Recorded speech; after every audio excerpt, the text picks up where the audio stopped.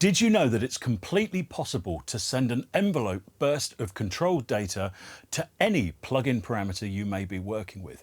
This can be used as an amazing transient processor, but also for all sorts of other creative purposes. Let me show you how. I've taken 3 drum sounds from the recent Starlight release and just put this short little pattern together.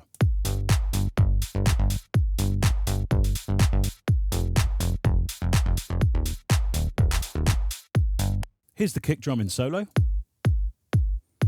And I'm going to reach for the MIDI effects and use the modulator. The first thing I'm going to do is just turn the LFO off. We're not going to need that.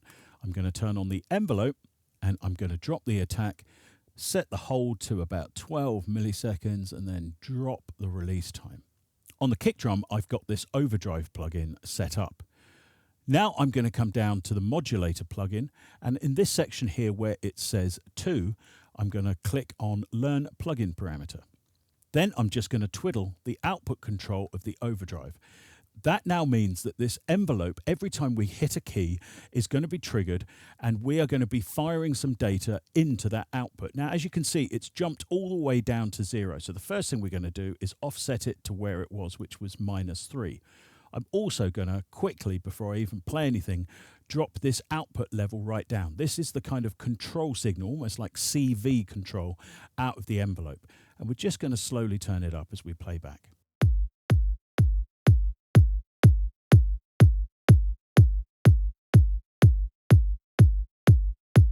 You see what's happening there? The output is jumping up. Let me just unsolo that for a minute.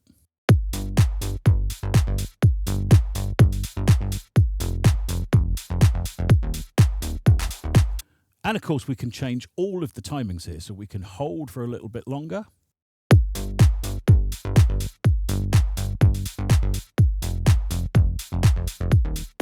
And change the release of the envelope.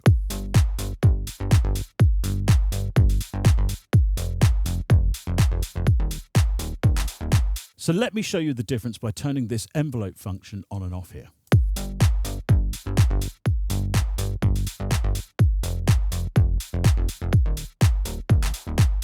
But of course, it doesn't just have to be output levels like that. It can be any plugin parameter that you can reach that is automatable using this Learn feature. Here I've got it controlling the gain of an EQ band.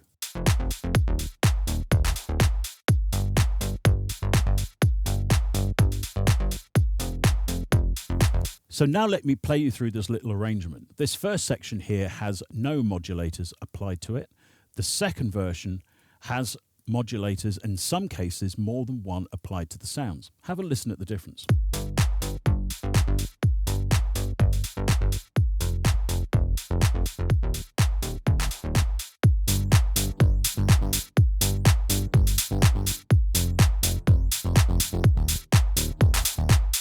So what am I doing here? Well, actually, I'm automating this output on the first 2, the kick and the clap. On the hi-hats here, I'm actually automating an EQ band, a high-frequency EQ band. Let me show you that in solo. But on the bass, I'm doing 3 things at once.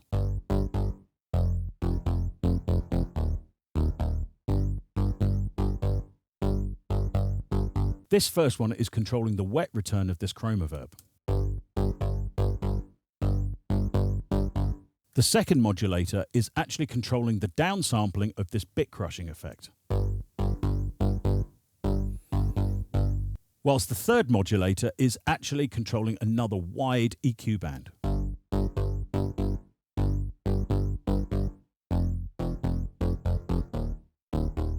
And the great thing about using triggers like this is that instead of relying on level data coming in like most dynamic EQs, it's actually responding to the MIDI data, and that's immensely powerful.